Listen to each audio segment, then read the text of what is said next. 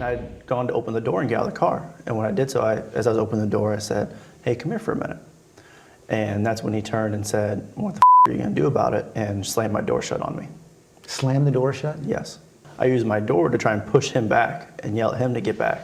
And again, he just pushed the door shut and just stares at me. And as I look back at him, all of a sudden, punches start flying. He threw the first punch? Yes. He threw the first one and hit me in the left side of my face. Because, you know, some of the witnesses have said that they saw you trying to pull him into the car.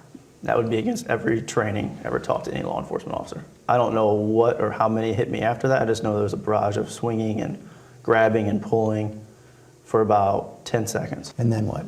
I had reached out my window with my right hand to grab onto his forearm because I was going to try and move him back and get out of the car to where I'm no longer trapped. And when I felt it, I just felt the immense power that he had. I mean, the way I've described it is it was like a 5-year-old holding on to Hulk Hogan. That's just how big this man was. Hulk Hogan? He was very large, very powerful man. You're a pretty big guy. Yeah, I'm above average. So you try to grab him, but you feel that force. Yes. And then as I'm holding him, I see him coming back around with his left hand, and it's in the shape like this, and it comes in through the window and just a solid punch to the right side of my face. But you're still sitting there figuring out, how do I get out of this? Yes. I mean, the next thing was, how do I survive? Because I didn't know How if do I you survive? Yes, I didn't know if I'd be able to withstand another hit like that. Where's your gun at that point? I keep it on my right hip. Mm-hmm. I take it out and I come up, I pointed at him. And when I said, "Get back or I'm going to shoot you." And then his response, immediately, he grabbed the top of my gun. And when he grabbed it, he said, "You're too much of a to shoot me." And while he's doing that, I can feel his hand trying to come over my hand and get inside the trigger guard and try and shoot me with my own gun. And that's when I pulled the trigger for the first time. What happened? It didn't go off. The gun was actually being jammed by his hand on top of the firearm. So I tried again, and again another click. And this time I'm like, this has to work, otherwise I'm going to be dead. He's going to get this gun away from me. Something's going to happen, and I'm going to be dead. So I pull a third time, and it finally goes off. That was the first time you'd ever used your gun, right? Yes, it was. In all your years as a police officer? Yes. He gets even angrier. His aggression, his face, the intensity just increases. And he comes back in at me again. I wasn't looking at him, I was just like, rack it, expecting another hit, and I put my gun up and fired.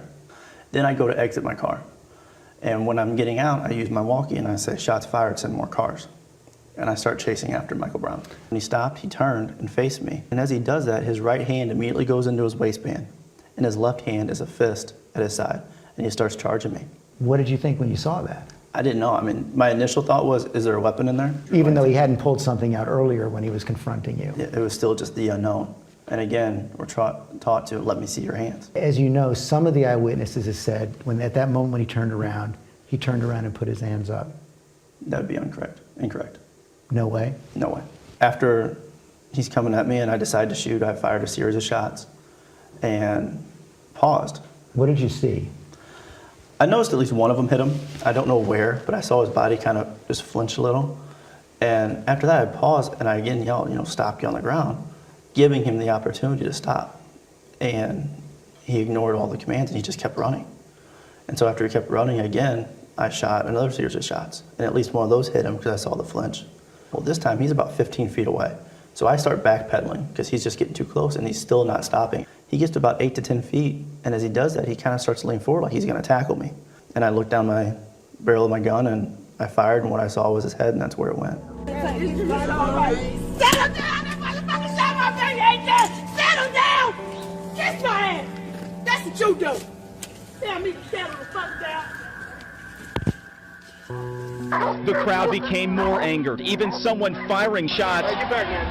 No one was hurt. The shots that were being fired were very close to that scene, so we needed to make sure that the crime scene was safe. It was very hectic. You could cut the tension with a knife. It was not a safe situation. In what way? In the way there was people that were just all over the place. The police could not control the crowd. There was times where we feared for our lives. You say we. Your wife travels with you on these. Correct. She's a licensed funeral director also. Right. There was a shooting. We do not have any bulletproof vest, anything like that to protect us. So you heard gunshots? There was gunshots while we were there. what was a very tense situation in Ferguson. It was a struggle, quite frankly, a struggle between protesters who were really trying to take a stand against police, take a stand against what they believe is injustice in this city. But then we also saw other people simply come into this situation to cause trouble. As you well know, on Thursday night, that my group, and thanks to you, but my organizers, along with the new Black Panther Party and the Nation of Islam, that we are the ones that put those men in the streets, and we control the flow of traffic. And I personally shut down the avenue at 2 o'clock, the cars and the cones, and cleared everybody out. There were no incidents on Thursday night. Okay, so what I'm saying, and you were there, and you witnessed that. And so what I'm saying is tonight, with the curfew being at 12 midnight, it seems to be a tight curfew line that could be a prescription for a confrontation. And I don't know if it is as easy as it is asking people to leave at that time as you may believe it to be. And so what I'm saying is right now we're organizing, we have at least 100 or 150 men working with the various organizations I just named and the National Action Network to make sure that this doesn't deteriorate into a situation where everybody's tear gassed and the demonstrators look bad and it turns that way.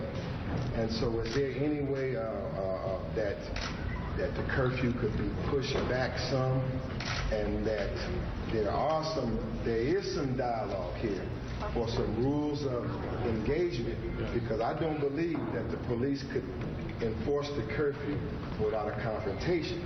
But I do know that the forces that are under our command can bring this to a conclusion, with the demonstrators being able to get their message out, our message too, but also able to bring this to a decent conclusion. It took us about an hour and a half to get everybody out that wanted to get out. My specific question is, can the time be extended some? And can the burden of ending the demonstration tonight, can that be on us, so that we don't have what happened last night? Because it was falsely reported on Friday morning that it just ended by magic. It did not end by magic on Thursday night. It ended because we ended it, and we have the rapport with the demonstrators. They respect me. They respect us. First of all, I want to say that those groups that he talked about that helped us on Thursday night, he's absolutely correct. And when I met with the governor that next day, I said, I do not know the name of those groups. And I said, but there were gentlemen in black pants and black shirts. And I said, they got out there and they did their job. And I told that to the governor. I'll tell that to the nation. Those groups helped, and they're a part of this. Missouri Highway Patrol talked about what went down. Shots fired, someone was shot, taken to the hospital, looting, rioting, he called it, commenced. 200 people hit that market. 100 police officers responded, trying to restore the peace. As we continue to look at live pictures, Alonzo, looters in and out of that store, and that's a gentleman you saw and seen, and you heard some of what he was saying to some of these demonstrators. Yes, he's still communicating to them. We don't know what he is saying, but we do know that he does not appear to be trying to stop them. We don't know what he is saying. Well, he may not be able to, but earlier you indicated the gentleman right there with the bullhorn and the hat was someone that you watched, you listened to. Just on the scene, just to listen to him talk, he was encouraging more of a stand your ground, show the police that we will not back down. He was encouraging more of a unpeaceful protest. All right, well, I stay in Hazelwood, so I called 911. The Hazelwood dispatcher picked up. She said, I'll send you to Ferguson. Ferguson picks up, they said they got nothing to do with it. We'll send you to the county. They're the ones in control. They sent me to county, we ain't got nothing to do with it. Missouri State Patrol's in control. I called State Patrol. They tried to send me back to county until I told them, hey, I just called them. They sent me here. They said they got nothing to do with it. Give me your name and number. We'll give you a call. The Captain Johnson personally called my cell phone. I'm watching the TV. I'm watching people come out with cases of stuff. He's trying to tell me that they got cops in front of the store and they got it under control. I told him, no, sir. I'm watching the news right now. You guys are all the way down the street while they running out the store with the boxes. The boxes that we just paid out of our own money to stock up the store because insurance hasn't messed with us yet.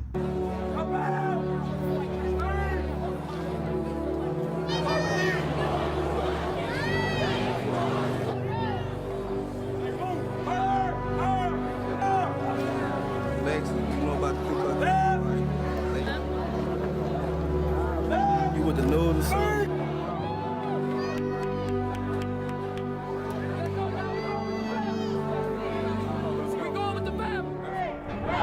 During a second night of a state-imposed curfew, Ferguson, Missouri saw some of its most intense violence yet as police and protesters clashed over the death of Michael Brown, the unarmed black teenager shot to death by a white officer on August 9th. Police came under fire Sunday night by protesters who were firing guns and fire bombs, prompting police to respond with tear gas and rubber bullets. Molotov cocktails were thrown. There were shootings, looting, vandalism, and other acts of violence that clearly appear not to have been spontaneous, premeditated criminal acts.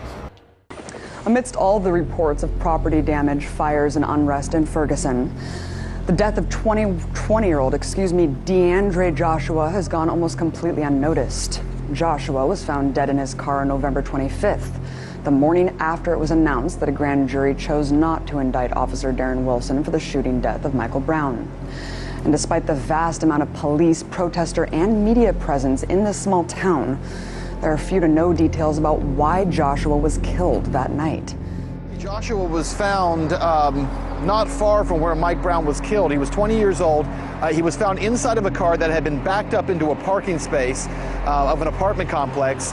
One shot to the head. Apparently he had accelerant that had been thrown on his body, including on his fingers and on his legs, and someone had tried to light his body on fire. The car was lit as well. This is St. Louis's race war. We didn't have a race war like other cities throughout the country.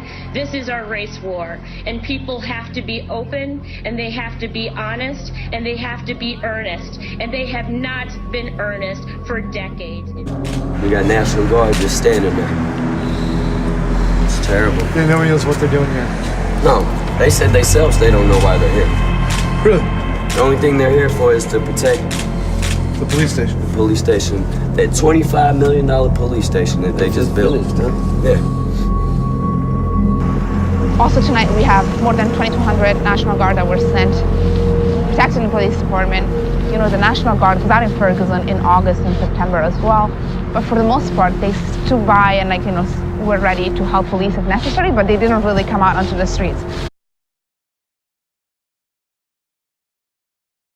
John Muhammad is also a devout member of the Nation of Islam who tweets in concert with the Jefferson City chapter of the Nation of Islam. Here's where nuance becomes important. Around the same time, Farrakhan gives a speech. In the speech, he talks about teaching children to throw Molotov cocktails during civil unrest. He also refers to Ferguson as Jefferson. These young people in Jefferson, they're not afraid of no tanks. Ferguson, yeah. What did I say? Yeah. Too coincidental for my comfort, considering that John Muhammad, who claims that the recent shooting of the Ferguson police officer was a false flag attack by the KKK, coordinates with the Jefferson chapter. Why would Jefferson be Farrakhan's point of reference unless he was getting reports back from the field? 200 people here gathered in a circle right opposite where those two policemen were shot. We've been talking to people, getting their different points of view who've come out to protest tonight after the shooting. We've got John Muhammad with us tonight, a young man who is a city manager in a nearby town. Two policemen shot 40 yards over there. Simple question, your reaction to that shooting? I think it was a complete setup. I think it was a setup between members of the police fraternity, is what I like to call it. I think they operate just like the KKK. I think they did it to make themselves think they're the victim, when honestly the victim are black people. I think it's just a publicity stunt, no more than that. So who shot the police? I don't know, maybe KKK, I don't know. They're brothers, I wouldn't know. This was done to instigate, to throw a wrench into things. Why? Because it puts them back in power and in control. It puts them back in a favor. You have a pretty important position as a city manager. Do your constituents feel that way? I'm not sure. I speak for myself. My constituents speak for themselves. Do you think this thing's going to get bigger? Absolutely. Why is that? Because nothing is going to die down. It's we have a motto, and it's called "We cannot stop." We can't stop now. We have to keep pushing this issue forward because this is a major problem that black men, black women are being shot down and killed by white police officers, sometimes black, because the problem is not always these white people. It is, but it's not. When you say push forward, do you mean in a peaceful manner or any manner necessary? Police can answer that question. I can't. Police can only answer that. Do you mean respond to force with force? I mean defend yourself at all times. So not a strictly nonviolent movement? I'm not trying to put words in your mouth. I'm just asking where you're coming from. No, I get it. I get it. Because a lot of protesters here have told us this shooting is an outrage. It has nothing to do with us. We don't want any part of it. We're upset by it. Other people have said, hey, it's a punch for a punch. They got what they deserved. And I'm looking for people's points of view. I'm trying to figure out yours. Absolutely. Where's this going? I think this is going to be a major movement until things get settled the way it's supposed to, until justice actually comes to black people, until justice comes to Mike Brown. Things are not going to stop.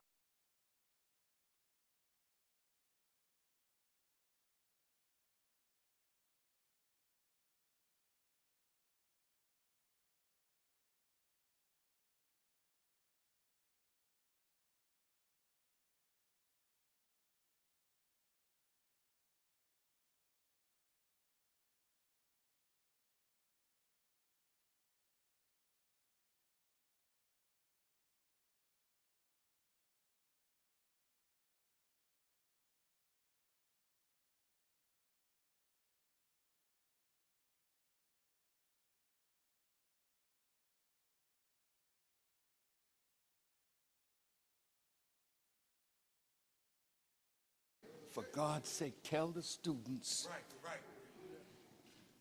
that whatever comes down, we'll accept it and we'll protest. You know, we're going to protest, but we must be peaceful.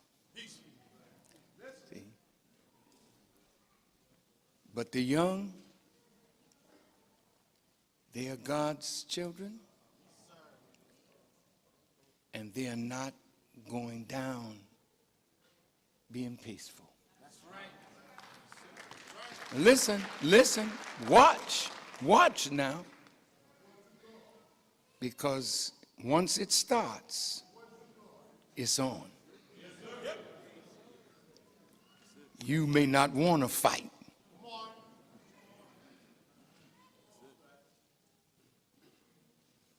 but you better get ready. Teach your baby how to throw the bottle if they can't bite.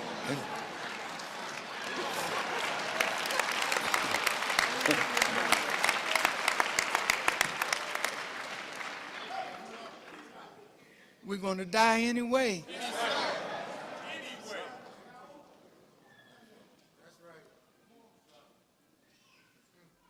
Let's die for something. Elijah Muhammad said 40 years ago, maybe near 50 years ago, there were 20 million of us then. He said if 10 million of us lost our lives, 10 million would be left to go free. Now wait, just think about that. See? Now, my Muslim family here, imams, and my Christian family, in this book, there's a law for retaliation. A law for retaliation. Like for like. The Bible says, an eye, a tooth, a life. See, now, as long as they kill us and go to Wendy's and have a burger and go to sleep, they're going to keep killing us. But when we die and they die, then soon we're going to sit at a table and talk about we tired. We want some of this earth. Because we'll tear this goddamn country up. Assalamu alaikum.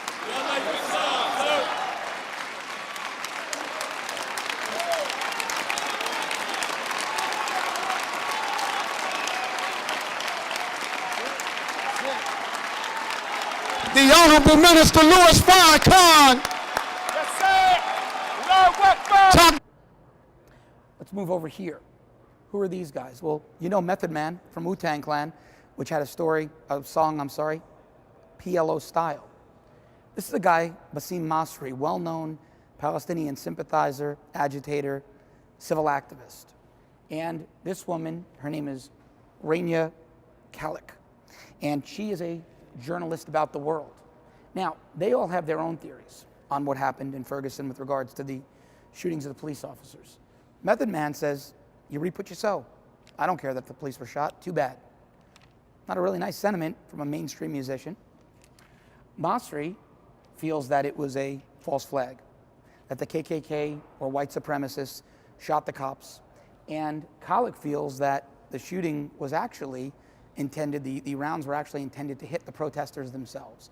So all three of them are blaming it on anybody other than the 20-year-old black male shooter, Ferguson protester who was caught for the shooting. In their minds, these are all white supremacists.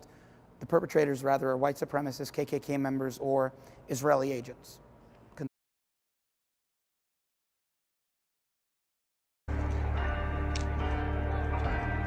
I got y'all. Tell them I'm gonna meet them at the safe house. 24/7, unless I'm in jail. We're gonna ask everybody to get on the street. What?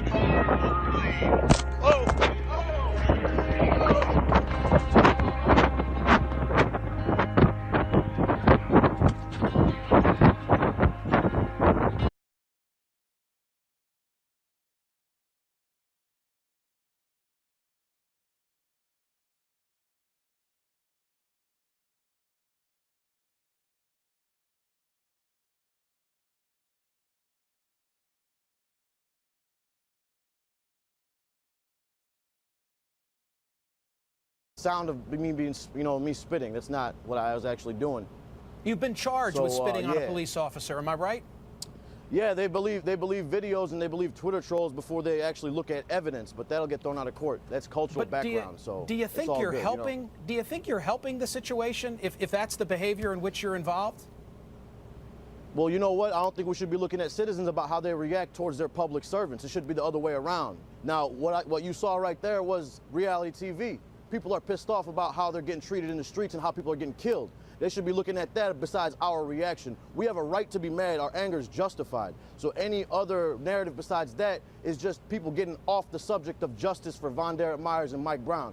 Other than that, I mean, there's no... I don't buy into that. And I'm going to tell you who else I don't think... Well, it's on you if you don't buy into it or not. Okay. You know what I'm saying? Because this is our community. I don't want somebody from the outside to judge. Mr. Masri, let me tell you who else I think doesn't buy into it, and that's Michael Brown's father. Right, I'd like to show you. I'd like to show you, or at least allow you to listen to what he's had to say about the situation. Roll that tape.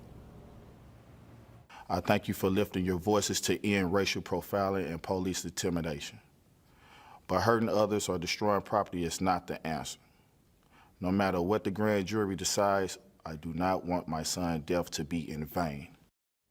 Mr. Brown has made a plea for calm. The president has made a plea for calm. Eric Holder has made a plea for calm. And you're taunting police officers by calling them cowards, pigs, bitches, and quote unquote, I'm praying for your death. Aren't you contradicting what those three gentlemen have all asked for? Well, that was October 9th, and ever since then, I've been very calm, you know what I'm saying? That was just 3-4 minutes of me being a little bit emotional after they just killed somebody. So yeah, maybe they're taking that a little bit out of context. I respect Mr. Brown. There ain't gonna be no violence. We're taking de-escalation courses. We've been doing our part. Anytime there's anything that goes on, the police have agitated it.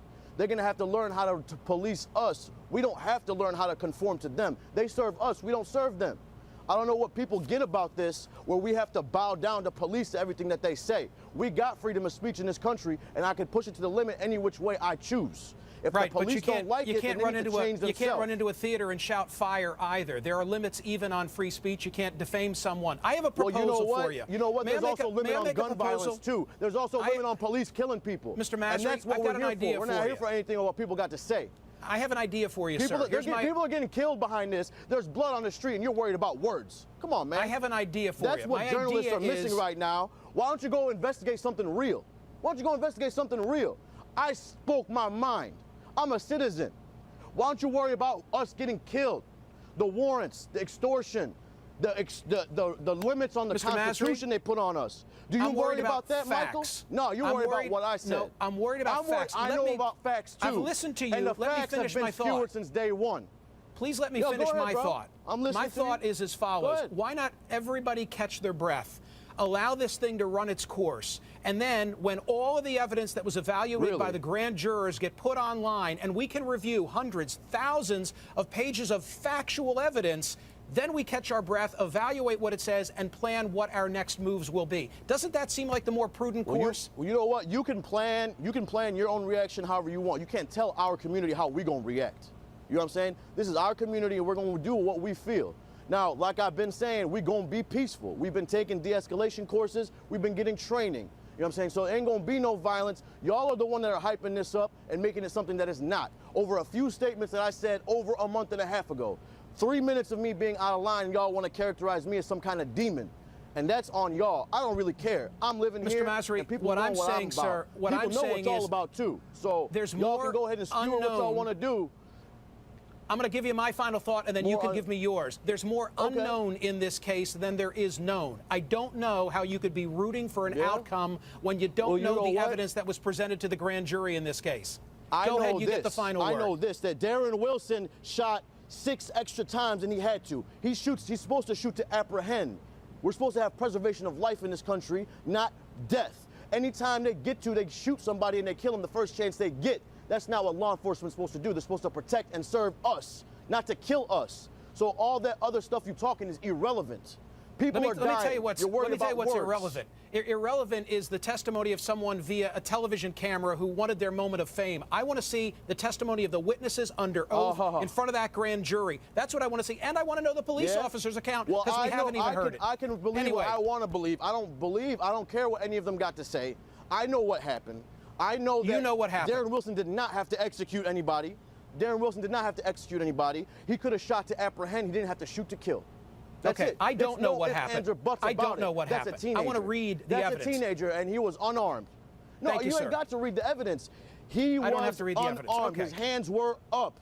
6 extra shots. You tell me who's guilty. Masri, thank you, sir. Tell me who's guilty. I wish I didn't have to take a quick break, but I do. SEIU, Service Employees International Union, which we know is not just a union, but a pretty far-left radical organization, puts out a press release encouraging people to go to a Get Out the Vote effort held by the National Action Network, which is Al Sharpton's group, in Ferguson, Missouri. Now, a union you would think would try to at least appear to be apolitical, but not SEIU. SEIU admits their bias, they're far left, they're promoting NAN's Get Out the Vote event. They do the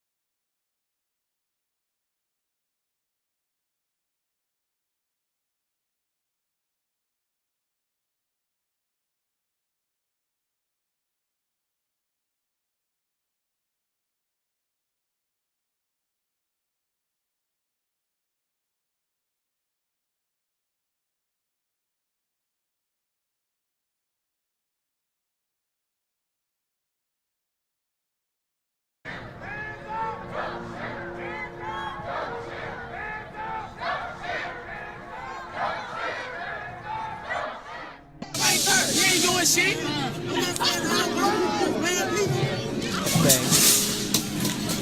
Oh, that's gas. Oh, that's gas.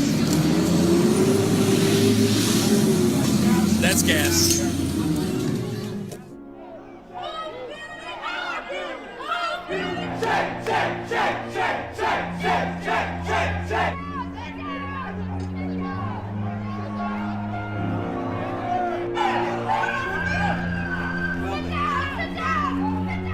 Officers responded. They found a woman who had been shot in the leg. There were 3 officers that approached the residence. Officers received gunfire from a man at the residence. One of the officers sustained a gunshot wound to the chest. We were told earlier that an officer was shot in the arm. Now we're hearing it was in the chest. We're told the female victim was later pronounced deceased at Barnes Hospital, where we are here. So the woman that was shot in the leg is dead, but at this time, we don't believe that it is related to the unrest in Ferguson. 2 FBI agents have been shot in North St. Louis County. It happened just after 3 this morning. Now, we're told this morning that this has nothing to do with what is happening over in Ferguson. This may be related to an incident, according to county police, where an officer was shot Monday night in University City.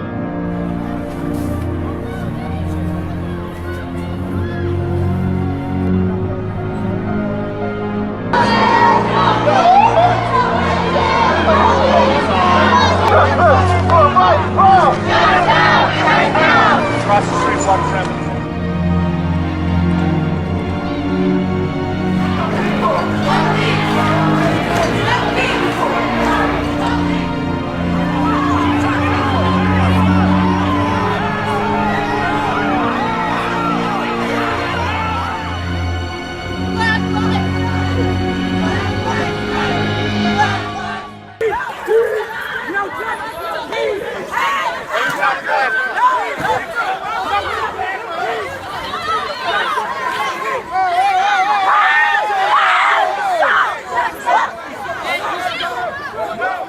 At 11:15 last night, a Berkeley police officer was doing a routine check around the mobile gas station, and that is when he approached 2 men. According to St. Louis County Police, at least one of those men pulled a gun, pointed it at the officer, and then according to St. Louis County Police, that officer, fearing for his life, took his own service weapon and ended up shooting and killing the man right there. The other suspect took off. I had the opportunity last evening to review the video of the incident.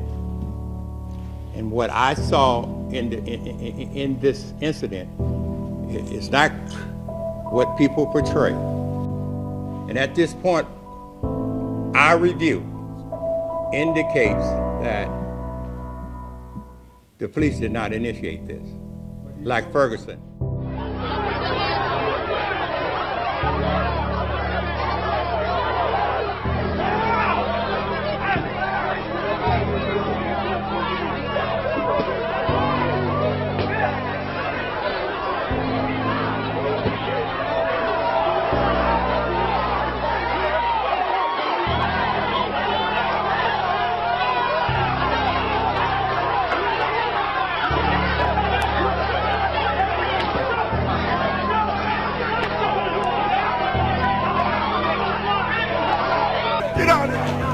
God damn it. God damn it. They're throwing bricks now. Fuck. And they, motherfucker just maced me. God damn it.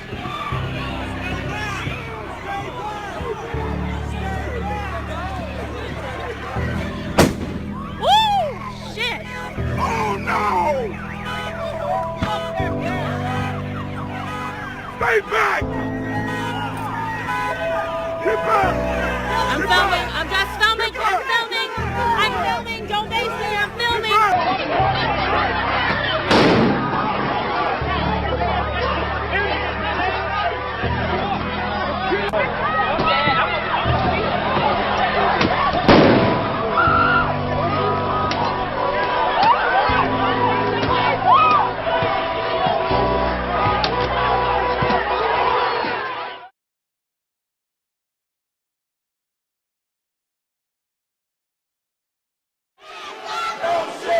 That's 19-year-old Joshua Williams in the red shirt helping lead the chant at a Ferguson Commission meeting earlier this month. The same young man is in the same shirt in this tweet of Ferguson protesters heading to a demonstration in Cleveland. Same guy, same shirt on CNN with demonstrators in the nation's capital in another tweet. The police say that's him again in the same shirt setting fires at the Berkeley Quick Trip early Christmas Eve morning during the unrest after a Berkeley police officer shot and killed 18-year-old suspected gunman Antonio Martin. A court document says Williams has made a full confession in a videotaped interview. Now to a development that protesters have been calling for practically ever since a police officer shot Michael Brown dead in Ferguson, Missouri. The city and the police chief, Thomas Jackson, have agreed to what they're calling a mutual separation. That means the chief is stepping down, effective next week.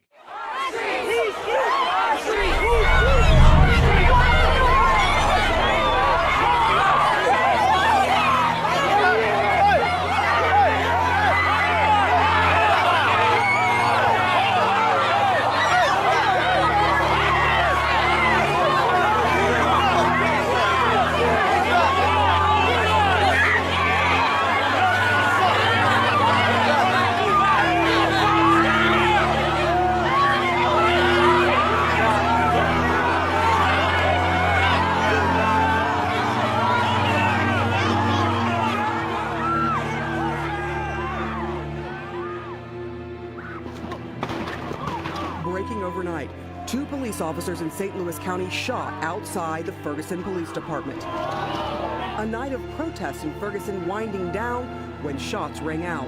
Acknowledgement 9 months ago would have kept that from happening. And to the immediate northwest of the Ferguson Police Department, several shots were fired, at least 3, and 2 officers were struck. A St. Louis County officer was struck in the shoulder, and a Webster Groves police officer was struck in the face. Both those officers are here right now. They're being treated. I don't have an official status on what their condition is right now. They are conscious. Prosecuting Attorney Bob McCullough says it was really thanks to the public that they were able to track down Jeffrey Williams, and the public really helped give them leads. Now, last night, police showed up at Williams' house in North County and found a weapon, a 40-millimeter handgun that does match shell casings that were found here early Thursday morning. Jeffrey Williams is now charged with 2 counts of assault in the first degree, 2 counts of armed criminal action, and shooting a firearm from a vehicle. Derek Robertson, pastor of Kingdom Destiny Fellowship Church in St. Louis. He spoke with the suspect, Jeffrey Williams, in jail and was one of the organizers of the protest. Thank you so much for joining us, sir. Did you ask him if he was targeting the police that night? Well, we can't say that that was his motive because we don't know. Did you ask him? Only person that will know that story, only person that will know that story is him. Okay. And so I don't think I don't think he had a negative motive at all. And I really believe he was set up. And I really believe that. And I know it may not. Set up by who? Some of the. Let me pause you on that. Set up by who? Police. I think he was set up by. I would go further to say some of the police. You know, the story just does not add up. Okay, but let me, because I can't let you. Obviously, I can't let you say that he was set up by police. What evidence or proof do you have of that? Because right now, as I understand it, he has confessed.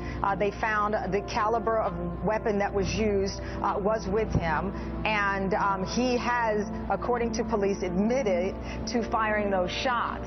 So what is the setup, sir? Well, I think he was he was beaten when he was brutally beaten when he was arrested, and I think he was coerced to, he was not even given an opportunity to seek counsel before the police, they beat him to confessing. Brown never surrendered with his hands up, and Wilson was justified in shooting Brown. DOJ was able to present a credible picture of what happened.